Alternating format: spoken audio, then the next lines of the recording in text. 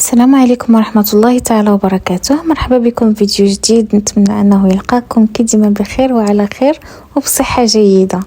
في الفيديو ديال اليوم جيت نشارك معكم بداية حلويات لعيد الفطر اللي من بينها الفقاس المغربي. جبت لكم بطريقة اللي كيجي بها رائع، منظر ومذاق صراحة كيجي بنين بزاف وكيجي بين الحلاوة والملوحة. نتمنى انكم تجربوا الوصفه وتنال الاعجاب ديالكم. فبالنسبه للمكونات عندي هنا 6 ديال الحبات ديال البيض، غادي نحتاج معلقه صغيره ديال السكنجبير، نص معلقه القرفه ومعلقه صغيره ديال الملح، 3 الخمارات وزن 8 غرام لكل وحده، ربع كاس ماء الزهر، نص كاس ديال الحليب، نص كاس ديال الزبده تكون مذوبه، كاس ديال الزيت، والمكسرات حسب الرغبه. بغيتو ديروا كاوكاو، اللوز، الكركاع، البيستاج، المشماش، اي مكسرات عندكم تقدروا تستعملوهم. فهنا غادي ناخذ واحد الزلافه، غادي ندير فيها البيض وغادي نزيد عليها سنيده، وغادي نزيد التوابل اللي عندي اللي هما القرفه والسكنجبير والملح. انا غنخلي لكم جميع المقادير في صندوق الوصف. هاد القرفه والسكنجبير والملحه، الملحه معلقه صغيره، ضروري معلقه صغيره انها كتعطي واحد الفرق يعني رائع. وحتى داك السكنجبير والقرفه ما كيجيش المذاقات ديالهم باينين، وانما كيزيدوا واحد النكهه زوينه في هذا الفقاس. كنخلط حتى كتذوب ليا سنيده، من بعد كنضيف الزيت، الزبده، الحليب وما زهر، يعني جميع المكونات كنضيفهم. كنخلي فقط الدقيق والخميره اللي غادي نضيفهم في الاخير. هنا غادي نزيد ديك الخميره على الدقيق، وغادي نبدا نضيف شويه بشويه. بالنسبه للدقيق صراحه كنبقى كنضيفوه يعني على حسب الخليط. انا غادي نوريكم كيفاش غادي خاص العجينه ديال الفقاس تجي، ما خصهاش تجي قاصحه، لانها الا كانت قاصحه راها كتفرق علينا في الفران، وما خصهاش تجي جاريه، لانه الا كانت يعني كانت كتلصق في اليد او لا مرخوفه بزاف غير كندخلوه للفران كيتفرش. كنبدا كنضيف الدقيق شويه بشويه حتى كتجمع ليا العجينه ديالي، كتعطيني واحد العجينه اللي ما كتلصقش في اليد وفي نفس الوقت رطبه ما قاصحاش. هانتوما انا كنوريكم يعني كيفاش كتكون.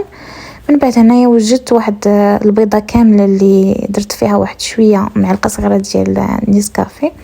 كنقطع العجينه ديالي كنقسمها على جوج. من بعد غادي ناخذ الدلاك وغادي نفرشها على شكل يكون مربع. السمك ديالها ما تكونش رقيقه بزاف، لانه الا كانت رقيقه ملي غادي نستفوا المكسرات غادي يخرجوا لينا من العجينه. خاصها تكون في هذا السمك اللي في الفيديو. كناخذ داك البيضه الكامله اللي عندي، كندهن بها السطح ديال هذيك العجينه باش منين نستف المكسرات يلصقوا ليا. منين باغي نرولي هذاك الفقاس يلصقوا ليا المكسرات وما يبقاوش كيلعبوا وسط العجينه ويعذبوني. كنستف هنايا الكركاع، بغيتو ديروه بشكل عشوائي، بغيتو ديروا كميه اكثر تتعمروا يعني المربع ديالكم تاع العجينه، ما تخليو حتى شي فراغ فيه تقدروا. بغيتو ديروا غير الكركاع بوحدو او اللوز بوحدو او البيستاج، المهم عندكم الاختيار. كنبدا كنجمع هذاك البودان ديالي، كنبدا كنجمع وانا كنزير وانا كنزير، ما كنخليش الهواء يبقى ليا بين هذاك المكسرات في وسط العجين. كنبقى كنجمع كما كتشوفوا انا كنزير. من بعد كنخرج الهواء من الجناب ديال العجين وكنسد ليها الجوانب يعني من التحت ومن الجنيبات. صافي هذه هي الطريقه. غير كما كتشوفوا كنبقى وانا كنجمع وانا كنضغط باش العجينه يعني ما تبقاش ليا، ما يبقاوش لي دوك الفراغات منين بغي نقطعها. كنحاول انني نقرصها مزيان من التحت باش تسد ليا. مباشره كنديرها في اللاطه ديال الفران وكندهنها بداك الصفار، داك البيض عفوا. انا درت بيضه كامله اللي زدت عليها نسكافيه، كنزينها بالطريقه العشوائيه ديالنا اللي كنديروا الفقاس. واهم حاجه هي انكم تثقبوا هذا الفقاس مزيان، تاخذوا واحد الابره وتثقبوه باش ما يتفرقعش لينا. عاد ندخلوه للفران، كندخلوه للفران اللي كيكون بارد وكنخليو الباب ديال الفران مفتوح. كنديروا فيه واحد المعلقه ولا فرشيطه وكنخليو داك شويه باش كيخرج لينا داك السخونيه من الفران وما كتخليش الفقاس ديالنا يتفرقع. هادو هما اهم يعني النصائح اللي خاصكم تتبعوهم باش ينجح لكم الفقاس. اولا العجينه ما تكونش قاصحه، ما تكونش جاريه. ثانيا تقبوها بالابره. ثالثا الفران يكون بارد وعلى درجه حراره مهيله، يعني واحد 150 درجه ما تفوتوهاش. من الفوق ومن التحت كان عندكم فران كيحمر غير من التحت، ديروا تيتحمر حتى تيتجمع شويه من التحت صافي وتخرجوا. يعني الاهم عندنا هو انه الفقاص كيتجمع ما كيبقاش عجينه. ملي كنقيسوا الفقاص ديالنا كنلقاوه انه ما كيدخلش الاصبع، الخليط كيكون قصح صافي كنخرجوه. ما نخليوش تيتحمر بزاف باش ما يجيناش صعيب في التقطاع.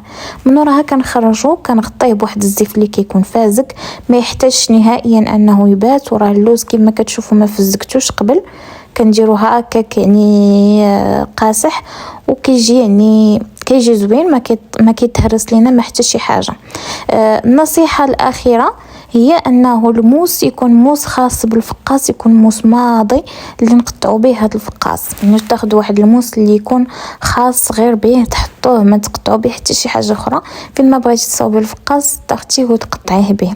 انا هنا درتو شويه رقيق، السمك ديالو درتو رقيق. هذه اول مره صراحه كنديرو رقيق، عاده كنديرو غليظ شويه على هكا. هاد المره جربتو هكا رقيق، جا زوين بزاف، رائع في المنظر وفي المذاق بطبيعه الحال. وانما اذا كنتو بغيتو يعني تخدموه كوموند او لي يعني تهرس واحد شويه، الا كنا غادي نحركوه بزاف الا كنا غادي نحركوه بزاف ولا نديو لشي بلاصه او لا كيتهرس لينا، من الاحسن ديروه غليظ شويه على هكا. راه كيجي هشيش، يعني كيجي هشيش، واخا نديروه غليظ على هكا كيجي هشيش ورائع في المذاق. داك المذاق ديال الملحه والحلاوه كيجي فن.